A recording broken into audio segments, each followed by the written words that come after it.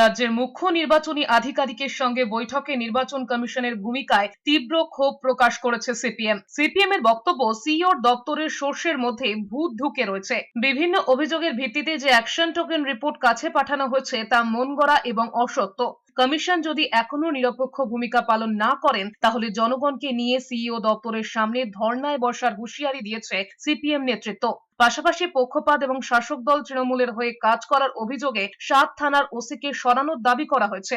এছাড়া পূর্ব মেদিনীপুরে ADM, Baruipur BDO অফিসের একজন এপিও ও পটাশপুর 1 নম্বর ব্লকের বিডিওকে নির্বাচনী প্রক্রিয়া থেকে সরানোর দাবি জানিয়েছে সিপিএম। এদিনের বৈঠকে উপস্থিত ছিলেন সিপিএম নেতা রবীন দেব, শ্রমিক লাহিড়ী, কল্লোল মজুমদার, পলাশ দাস এবং সুখেন্দু পানিগ্রাহী।